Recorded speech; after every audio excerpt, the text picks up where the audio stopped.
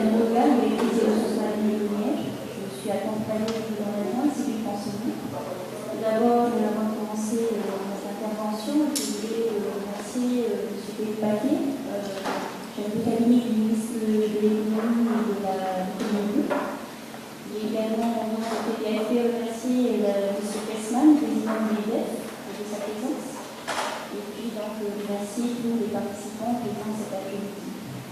Alors, vous l'aurez noté, M. Kovarovic n'est pas là. Il n'est pas là cet après-midi. Il est vraiment désolé, en tout cas, de bien vouloir être présent pour faire cette intervention cet après-midi. La commission d'économie à l'Assemblée se tient à la même heure, à 14h, et il doit défendre le budget. Donc, il vous prie de bien vouloir l'excuser et à mandater Cédric pour faire cette présentation et ensemble nous répondons à toutes les questions. Voilà, je vais laisser la parole à Cédric. Merci. Avec le micro, ça va aller.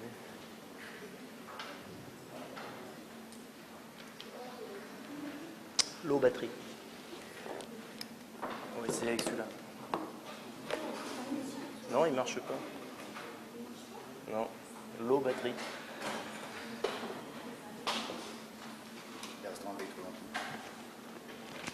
Celui-ci, c'est bon, celui-ci il marche. Bonjour à tous. Donc, comme la directrice l'a dit, normalement, ça aurait dû être Monsieur le ministre qui aurait dû faire cette présentation. Donc, j'espère déjà que vous n'allez pas être trop déçus. Et puis que vous serez indulgents aussi, parce que je n'étais pas censé la faire. Mais rassurez-vous, je connais le dossier. Donc, l'objectif est de vous présenter l'ensemble du projet de réforme réglementaire. La présentation se déroulera globalement en 3 parties. Déjà une présentation le plus rapide possible du contexte et des enjeux de la refonte. Et ensuite, après, un détail des différents points clés du projet de loi de pays. Et à la fin, j'espère qu'on aura, je suis persuadé qu'on aura suffisamment de temps pour quelques questions et échanger sur le projet. Donc, au niveau du contexte, je ne sais pas si il est encore utile de rappeler l'importance du secteur de la perliculture pour la Polynésie française. En termes de chiffres, c'est plus de 3000 emplois. C'est 80% en valeur des exportations, avec 8 milliards l'année dernière. Mais c'est un secteur qui est, on va dire, quand même relativement ancien. Et c'est un secteur qui connaît une crise durable. Le cours de la perle a chuté, il a été divisé par 10 en 25 ans, alors que pendant le même temps, la production était multipliée par 25. En parallèle, le nombre de fermes a diminué, avec près d'un tiers des exploitations qui ont fermé au cours des 8 dernières années. Et il y a également, à côté de ces aspects socio-économiques, eu des aspects environnementaux, avec des perturbations de l'écosystème de certains lagons les plus exploités, voire même des lagons qui ont été abandonnés. Donc, l'objectif, avant de se lancer dans une réforme, il était d'abord nécessaire de définir quels étaient les objectifs de la réforme. Et donc, on est arrivé à 4 objectifs principaux. Le premier, c'était la nécessité des exploitations qui ont fermé au cours des 8 dernières années. Et il y a également, à côté de ces aspects socio-économiques, eu des aspects environnementaux, avec des perturbations de l'écosystème de certains lagons les plus exploités, voire même des lagons qui ont été abandonnés. Donc, l'objectif, avant de se lancer dans une réforme, il était d'abord nécessaire de définir quels étaient les objectifs de la réforme. Et donc, on est arrivé à 4 objectifs principaux. Le premier, c'était la nécessité de créer des outils de régulation de la production. Il y avait clairement un emballement de la production et il fallait pouvoir fournir à la profession les outils pour réguler cette production. Donc vous verrez, il s'agit notamment de quotas et l'outil de traçabilité qui doit l'accompagner. Le deuxième objectif, c'était d'assurer en fait le retour vers les professionnels du choix de la qualité commerciale. C'est-à-dire que l'idée n'était pas que ce n'était pas à l'administration de décider ce qu'on pouvait commercialiser ou pas. Donc c'était l'opportunité de revoir les critères de classification, de revoir également le contrôle qualité et en profiter pour essayer de simplifier autant que possible toutes les procédures, notamment les procédures à l'exportation. Le troisième objectif, c'était d'encadrer en fait les activités qui tournaient autour de la filière, qui étaient même partie prenante de la filière, mais qui n'étaient pas encadrées, afin d'avoir un tout et aussi de pouvoir assurer cette fameuse traçabilité liée au quota. Donc c'est également c'était l'occasion de revoir le mode de gouvernance afin notamment d'entériner le rôle de proposition des professionnels et aussi de pouvoir, autant que possible, pouvoir décentraliser cette gouvernance. Le quatrième objectif, il s'agissait de mettre en place une démarche de développement durable. Merci. Sans mieux. Donc, mettre en place une démarche de développement durable avec différents outils comme le plafonnement de surface dans les lagons et également les revues des conditions d'exploitation au sein des exploitations perlicoles. Si on voit la réglementation à l'heure actuelle, il y a au moins 6 délibérations qui concernent la perliculture. Il y en a une qui concerne également l'occupation du domaine public. Et donc l'idée était d'essayer de reprendre toute cette réglementation et de la fusionner en un seul texte pour déjà plus de lisibilité. Donc on est abouti à un projet de loi de pays qui consolide ces 6 délibérations, qui intègre ces 4 objectifs. Et ce travail a été fait en concertation avec les professionnels. Il a duré 1 an et demi. Ça peut paraître beaucoup, mais il faut savoir que ça faisait déjà 6 ans qu'il y avait des discussions pour faire évoluer cette réglementation. Et je pense qu'il y a pas mal de professionnels qui sont là ici, qui ont dû participer, qui pourraient vous en parler mieux que moi. Il y a eu 3 projets qui ont été achevés et qui n'ont pas fini, qui n'ont pas abouti. Espérons que celui-ci il aboutira. Donc cette loi de pays, donc, elle sera accompagnée de plusieurs arrêtés, mais elle est donc je ne vais pas détailler son sommaire, hein, mais donc elle est articulée autour de 17 titres divisés en 39 chapitres. L'idée, en fait, est encore une fois la lisibilité.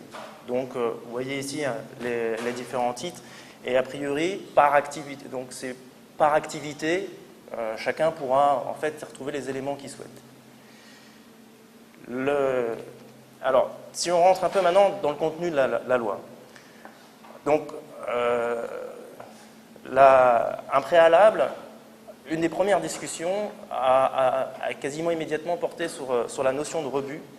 Et ça, je pense, pratiquement été un des déclencheurs sur en fait, cette refonte. Et ça a même, je pense, permis de libérer complètement les réflexions, la réflexion. Et plutôt que d'essayer de recoller un peu tout ce qui... de faire un patchwork avec ce qui existait, on est pratiquement parti, on a fait pratiquement table rase pour repartir à zéro. Alors, en pratique, dans la future réglementation, il y a beaucoup de choses qui existent déjà, qu'on a juste repris et profité pour améliorer si c'était nécessaire. Mais une des notions fondamentales, c'est que la notion de rebut, telle qu'elle existe à l'heure actuelle, c'est-à-dire quelque chose qui n'a pas le droit d'être commercialisé, elle est supprimée. Autrement dit, aujourd'hui, il sera possible de vendre toutes les perles-cultures. Donc le marché, par contre, il pourra être segmenté, notamment avec la possibilité de continuer à faire ce contrôle qualité et la possibilité d'avoir une certification de l'épaisseur de NAC. Le contrôle n'est pas supprimé, il est juste rendu facultatif. Donc à terme, la certification aussi pourrait évoluer. Et ça laisse aussi l'opportunité aux professionnels, avec le soutien du pays, de définir, s'il y a besoin, des labels. Des labels, par exemple, de type appellation d'origine AOP ou IGP, ou des labels de qualité. Ensuite, la classification, donc, comme j'ai déjà dit, pourra être revue et notamment essayer de la mettre en conformité avec les pratiques internationales. Donc, si on regarde le schéma de la filière, à l'heure actuelle, ne sont réglementées par des textes que les activités de producteurs d'huîtres perlières, de producteurs de produits perliers, les entreprises France et les négociants. Or, on voit bien que la filière, elle est quand même bien plus complexe.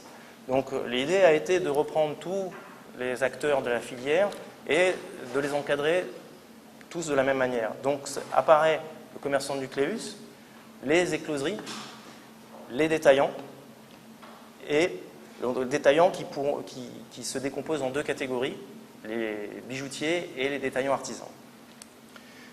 Donc si on regarde un petit peu chaque maillon de près, donc le commerçant de nucléus, c'est celui qui va fabriquer, acheter, recycler, importer des nucléus pour les vendre uniquement à des producteurs de produits perliers ou à un autre commerçant de nucléus, bien sûr titulaire d'une carte en cours de validité. Pour exercer son activité, il doit être titulaire lui aussi d'une autorisation qui sera renouvelable tous les 5 ans. Et suite à l'octroi de l'autorisation, il doit quand même respecter encore certaines obligations, notamment celle de tenir à jour un registre d'achat et de vente sur le marché local et qui doit être consultable. Donc ça, c'est une obligation que vous verrez et existe à chaque maillon. C'est encore toujours cette nécessité de, si on met en place un quota, il faut qu'on soit capable de le contrôler. Ensuite, les producteurs d'huîtres perlières et producteurs de produits perliers. Alors peut-être pour ceux qui ne sont pas familiers avec le secteur, il est nécessaire de préciser ce que c'est que le producteur de produits perliers, c'est celui qui va élever des nacres pour les greffer, pour produire des perles. Mais il y a certains producteurs d'huîtres perlières qui en fait ne font que du collectage et l'élevage de nacres, mais ne vont pas nécessairement jusqu'à la greffe et la production de perles. Donc les producteurs d'huîtres perliers et les producteurs de produits perliers doivent être titulaires d'une autorisation qui sera renouvelable tous les 5 ans, sous certaines conditions, et notamment l'obtention préalable d'une autorisation d'occupation temporaire du domaine public. C'est-à-dire que là, on a deux autorisations qui sont intimement liées. C'est à la fois l'occupation du domaine public, parce qu'ils occupent une partie du lagon, et également donc, cette autorisation d'activité. Ensuite, les écloseries. Donc ça, c'est à l'heure actuelle, bon, il y a l'écloserie de la direction des ressources marines, mais c'est à l'heure actuelle la seule. Non, peut-être pas la seule. Je sais, il y a peut-être des écloseries privées, mais l'idée est d'encadrer, mais aussi encadrer pour aussi favoriser. Il y a des programmes de recherche et développement qui sont en cours. Je pense que je pense que la matinée de la première journée, ce thème-là a dû être abordé. Et donc l'idée est d'encadrer cette activité. Alors, pour mettre en place une écloserie, il faut d'abord déjà avoir une autorisation de producteur, puisqu'il va y avoir de l'élevage de nacre. Elle est accordée sous certaines conditions et la durée de l'autorisation va être la même que celle de l'autorisation d'exercer l'activité. Et là encore, le producteur va être soumis à certaines obligations, dont essentiellement des obligations déclaratives. Bon, maintenant qu'on a un petit peu détaillé tous ces différents maillons, j'ai l'impression qu'il nous en manque. Ah non. Bon, désolé, comme je vous disais, je ne suis pas super familier avec la présentation. On verra les autres maillons après. Donc ici, en fait, vous pouvez voir en fait un point sur cette histoire de quota. Donc le quota de production, il est au niveau du producteur de produits perliers. Le quota de production, je le détaillerai un peu après, mais est le nombre maximum de perles qu'un producteur sera autorisé à produire chaque année. Et en fait, l'idée est comment on va être capable de vérifier que ce quota est respecté. C'est donc par ce système de traçabilité qui va être mis en place tout au long de la chaîne, donc à travers des registres, qui sont des registres d'achat et vente, et des systèmes de déclaration, donc notamment comme les déclarations, les contrôles à l'export et l'enregistrement de la production. Donc bien évidemment, à la fin, quand on regarde, qu'on compare les volumes à tous les niveaux, on ne doit pas dépasser le quota.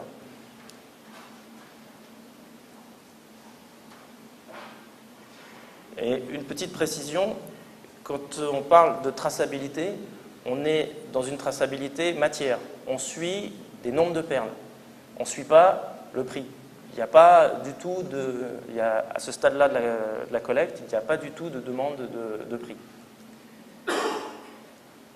Donc, un petit focus sur les quotas de production. Donc, il y aura un quota global de production qui détermine en fait le nombre maximum de perles qui peuvent être produites sur l'ensemble du domaine public maritime de la Polynésie française. Donc ensuite, ce quota global, il sera divisé en quotas individuels pour chaque exploitation par une formule. C'est-à-dire qu'il n'y aura absolument aucun choix discrétionnaire.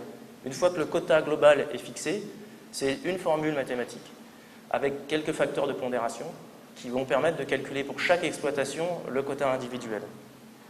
Donc ces quotas, que ce soit le quota global ou les quotas individuels, ils seront fixés en arrêté. Donc le quota global, il doit être fixé au moins un an à l'avance.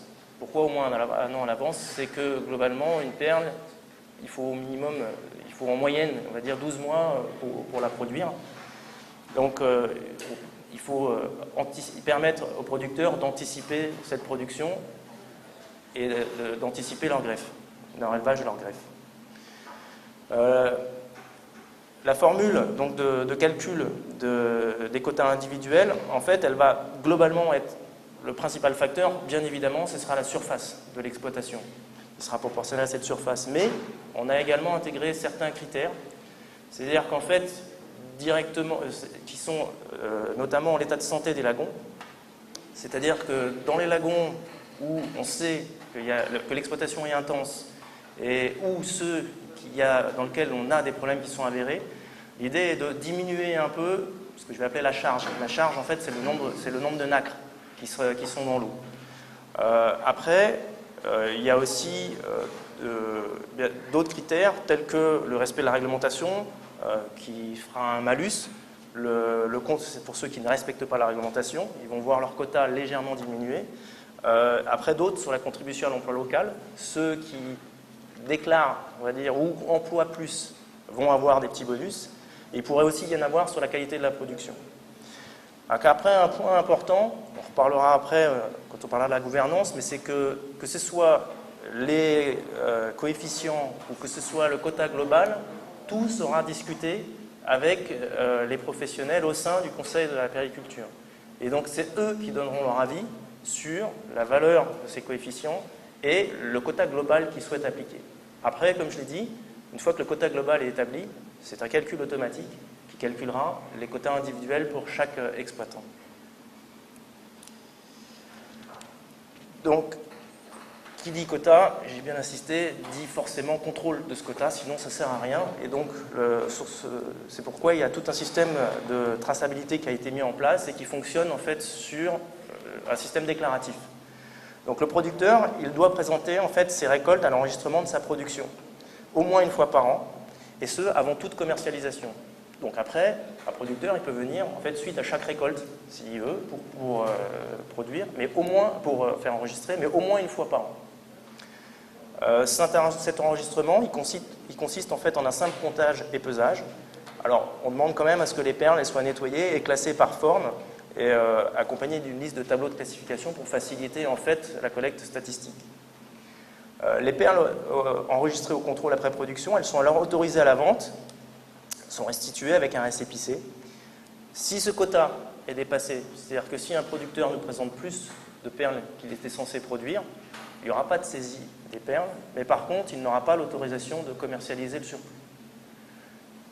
L'enregistrement, donc, je le répète une nouvelle fois, il est obligatoire avant toute commercialisation. Et en parallèle, il y aura donc quand même des contrôles qualité, mais à but en fait statistique, qui pourront se faire par échantillonnage par la direction des ressources marines, et ce, afin de suivre en fait l'évolution de la qualité de la production, ne serait-ce que parce qu'il y a quand même des financements assez conséquents qui sont fournis par le pays pour notamment la recherche et le développement pour l'amélioration de la qualité des perles. Donc il est nécessaire d'avoir des indicateurs sur cette qualité. Donc maintenant, si on regarde les autres maillons de la filière, les maillons de commercialisation, donc le négociant, donc une activité qui est déjà encadrée aujourd'hui, c'est le grossiste quelque part. Le négociant, il achète ses produits perliers, donc bien sûr uniquement ceux qui ont fait l'objet du contrôle après production. Donc il peut acheter qu'à des producteurs ou éventuellement à d'autres négociants, et il ne peut les revendre que à des personnes qui vont l'utiliser dans l'exercice de leur profession. C'est-à-dire que cette grossiste, c'est un maillon intermédiaire. Suite à l'autorisation de son autorisation d'exercer, il doit respecter des obligations, encore une fois, les registres d'achat et de vente, et un système dont il doit être tenu, et un système déclaratif qui est plus simple que le système de registre d'achat et de vente, qui doit être fourni périodiquement à la direction des ressources marines. Alors là, un maillon nouveau, c'était donc le maillon des détaillants, qu'on a dû être obligé de scinder en deux. C'est-à-dire qu'en fait, il y aura d'un côté des bijoutiers et de l'autre côté les artisans traditionnels. Donc le détaillant, c'est celui qui achète en fait en semi-gros, voire en détail, donc les produits perliers, les perles brutes, ayant fait l'objet du contrôle toujours, et uniquement à des producteurs ou des négociants de produits perliers qui vont l'utiliser ensuite pour leur propre usage. Le détaillant, il est autorisé à vendre des perles brutes ou travaillées. Le bijoutier est autorisé à vendre des perles brutes ou travaillées, montées en ouvrage ou en articles de bijouterie. Le détaillant artisan, et ça c'était suite à des discussions avec le service de l'artisanat, en fait, lui n'est pas autorisé à vendre des perles brutes, c'est un artisan, il doit vendre une création. Et là encore, ces deux professions vont avoir des obligations de tenue d'un registre d'achat et de vente et un système de déclaration. Et enfin, les entreprises franches, donc qui existent déjà à l'heure actuelle, qui sont déjà encadrées, la réglementation, en fait, là, n'a fait que reprendre la réglementation existante. Donc, ils doivent utiliser uniquement des produits perliers qui ont fait l'objet d'un contrôle après production. Ils doivent être titulaires d'un agrément qui est renouvelable tous les 5 ans. Et ils bénéficient, l'entreprise franche, c'est son intérêt, elle bénéficie de l'exonération de droits spécifiques pour les ouvrages en perles fines et en perles de culture. Et elle a, là encore, des obligations de tenue de registre d'achat et de vente et des obligations de déclaration. Donc le contrôle après production, en fait, il y a l'enregistrement, c'est le compter, peser, il est obligatoire. Par contre, le contrôle, vu que la notion de rebut, c'est-à-dire les perles qui n'ont pas le droit d'être commercialisées, a disparu, peut-être un petit aparté sur ce rebut, c'est qu'à l'heure actuelle, il existe 2 types de rebut. La classification va de top gem à D, ce qui ne correspond à aucune de ces classes, c'est-à-dire ce qui correspond à une qualité très médiocre, c'est un rebut visuel. Mais il y a aussi une épaisseur minimum de nacre autour du nucléus de 0,8 mm. Et donc, par le contrôle RX, il pouvait y avoir des perles qui, en fait, pouvaient être d'aspect visuel de très bonne qualité, mais qui n'avaient pas cette épaisseur de nacre. Et donc, ils étaient considérés au même titre que les perles de mauvaise qualité comme rebut. Donc, cette notion disparaît. Mais par contre, ce contrôle RX peut être maintenu, mais il est facultatif. Et pour les producteurs qui le souhaitent, au moment de l'enregistrement de leur production, ce contrôle sera gratuit et pourra faire l'objet d'un certificat et d'un scellé. Charge après au producteur de choisir s'il veut utiliser ce contrôle pour valoriser sa production. Après, les négociants ou même un producteur, mais à un autre moment que l'enregistrement de la production, pourra très bien aussi demander cette certification de l'épaisseur de la couche de nacre. Et dans ce cas-là, il s'agira d'une prestation payante. Donc, oui, j'ai bien tout dit. Alors, après, oui, la loi prévoit aussi, c'est qu'à l'heure actuelle, il y a, à ma connaissance, que la direction des ressources marines qui est capable de faire cette prestation. Mais il pourrait très bien y avoir un jour un labo qui décide de pouvoir la fournir également, cette prestation. Et donc, la loi prévoit également la possibilité d'agréer un laboratoire qui un jour souhaiterait faire cette prestation d'évaluation. Ensuite, donc, le contrôle avant exportation qui, jusqu'à présent, donc, a intégré un contrôle RX, là, ne sera réduit qu'à un simple pesage-comptage. Donc, du coup, des formalités nettement simplifiées et accélérées pour les professionnels. Sur la gouvernance de la filière, j'ai eu l'occasion d'en parler un peu, et donc il va être créé, en fait, un conseil de la périculture qui pourra se réunir en commission de discipline, en format réduit. Donc ce conseil de la périculture, ce sera l'organe consultatif qui sera habilité à formuler les propositions sur les principales orientations. Donc il s'agit donc tout ce qui peut toucher par exemple à la production, à la qualité des produits, toutes les évolutions réglementaires, la politique de commercialisation, de promotion en matière de recherche et développement. Et notamment, ils pourront donner leur avis sur l'utilisation du SPE, la taxe à l'exportation sur les perles. Et un rôle essentiel, dont j'ai eu l'occasion de parler en parlant du quota, c'est c'est le Conseil de la périculture qui proposera le quota. Le quota, il sera ensuite fixé en arrêté en Conseil des ministres, mais c'est aux professionnels de décider où ils veulent mettre le curseur. Donc sa composition, il comprendra des représentants de l'administration, il sera présidé par le ministre en charge de la périculture, et il sera composé également de tous les représentants des organisations professionnelles les plus représentatives et des présidents des futurs comités de gestion. Donc ces comités de gestion, en fait, c'est un organe de gouvernance décentralisé. Ils seront créés au fur et à mesure, à la demande, et ils sont créés à l'échelle d'un lagon. Dans leur zone de compétence, le comité de gestion il est chargé de donner un avis sur tout ce qui est lié à la gestion de l'activité perlicole. Et ils doivent être notamment consultés sur la définition des zonages perlicoles et la définition des plafonds de gestion, qui sont deux des outils de développement durable que je vous présenterai juste après. On lui a conféré également un rôle d'alerte. C'est en premier lieu le comité de gestion qui sera chargé de prévenir les autorités s'ils constatent des évolutions, des dégradations de l'environnement dans leur lagon. La commission de discipline, comme je l'ai dit, c'est une émanation en fait, du Conseil de la perliculture. C'est-à-dire que dans la simplification des procédures, en fait, il y a la suppression des commissions consultatives qui devaient être convoquées pour tout ce qui était en préalable de tout ce qui était délivrance d'autorisation. Là, c'est remplacé en fait par des critères objectifs. Donc, à partir du moment où les critères objectifs sont remplis, les autorisations sont délivrées. Mais par contre, on a tenu quand même, pour tout ce qui était suppression définitive, à conserver une commission de discipline qui sera donc une version réduite du Conseil de la perliculture pour que l'administration ne soit pas les seuls à prendre ce type de décision. Alors, au niveau des outils, des nouveaux outils pour le développement durable, donc, il y a l'apparition de notions telles que les plafonds de surface autorisés, de deux types, le plafond écologique et le plafond de gestion. Le plafond écologique, ça va être à l'échelle d'un lagon une surface maximum qui sera autorisée aux exploitations perlicoles. Donc il sera calculé à partir de... En fait, pour une activité perlicole, on considère qu'il faut au minimum 15 mètres de profondeur. Et donc dans les lagons, on connaît la surface disponible avec plus de 15 mètres de profondeur. Et donc le plafond sera calculé comme une proportion de cette surface qui variera entre 5 à 10% de cette proportion. Pourquoi ces ordres de grandeur? Essentiellement parce que c'est l'expérience qui nous a montré que quand on dépassait 10%, qu'à chaque fois qu'on a eu des problèmes, on était au-delà de 10% d'occupation. Donc le 10% serait un maximum. Et pourquoi pas tout le temps 10%? C'est qu'en fait, il y a des lagons qui ont plusieurs passes avec beaucoup de renouvellement, et il y a des lagons qui sont des lagons fermés. Et donc en fait, selon on va dire l'hydrodynamisme du lagon, le plafond écologique sera différent.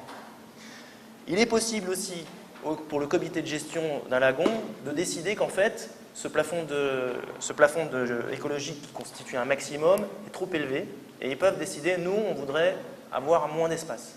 Et donc, c'est ce qu'on appelle le plafond de gestion, ce sera un plafond qui sera inférieur.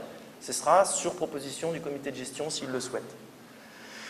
Après, il y a la notion de zonage perlicole, c'est-à-dire qu'en fait, dans un lagon, il y a grosso modo deux types d'activités.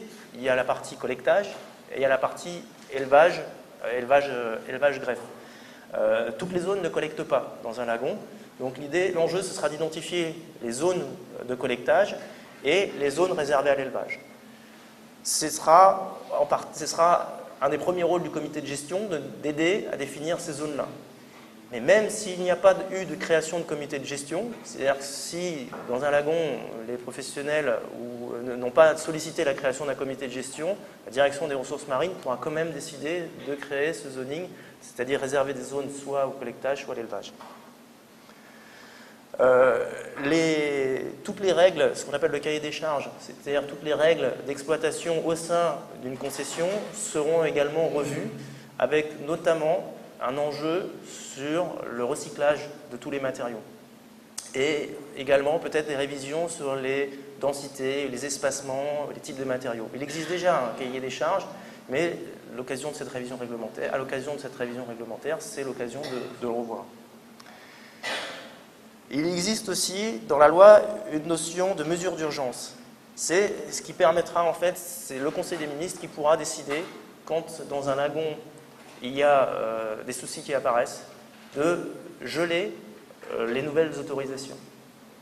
C'est-à-dire que, comme je disais, il n'y a plus de commission consultative, il y a des critères objectifs, mais en cas de crise dystrophique, par exemple, le Conseil des ministres peut décider dans ce lagon-là, stop, on arrête de délivrer des autorisations, afin d'éviter tout emballement si on commence à observer des phénomènes anormaux.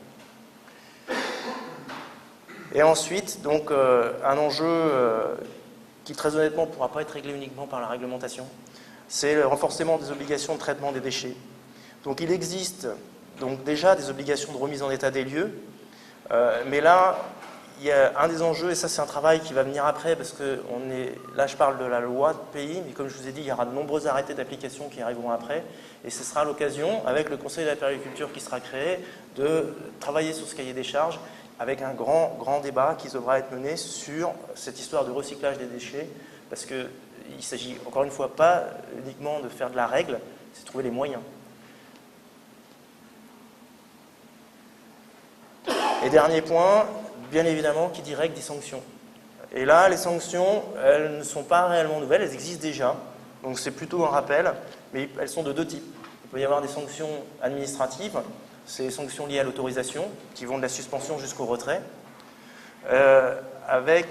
et des sanctions pénales, avec des amendes qui vont jusqu'à 2,5 millions, voire même l'emprisonnement dans de rares cas, notamment pour l'exercice d'activités sans autorisation. C'est-à-dire que, bien évidemment, une personne qui a une autorisation, qui fait une infraction, quelqu'un qui exerce sans autorisation sera sanctionné plus durement que quelqu'un qui a une autorisation mais qui fait une infraction. Et dernier point, les dispositions transitoires, c'est comme je l'ai dit, il y a déjà des autorisations qui existent et il y en a des nouvelles. Donc, et il y a ce fameux quota de production qui va être mis en place. Donc, il y aura l'obligation de déclarer les stocks initiaux, c'est-à-dire les stocks qui sont déjà, les perles qui ont déjà été récoltées, donc dans un délai de 3 mois après promulgation. Et il suffira d'une simple déclaration, il n'y aura pas nécessité d'amener les perles au contrôle, à l'enregistrement. Par contre, après, une fois cette déclaration de stock faite, je le rappelle, toute production doit préalablement être enregistrée, c'est-à-dire, et là, elle doit être physiquement amenée, comptée et pesée. Au niveau des autorisations, pour les activités existantes, négociants, producteurs, la régularisation se fera de plein droit. Et pour les nouvelles activités, les commerçants nucléus, les bijoutiers, les détaillants artisans, là, ils auront un délai de 3 mois pour faire leur demande d'autorisation. Merci à Cédric et finalement d'avoir fait cette présentation.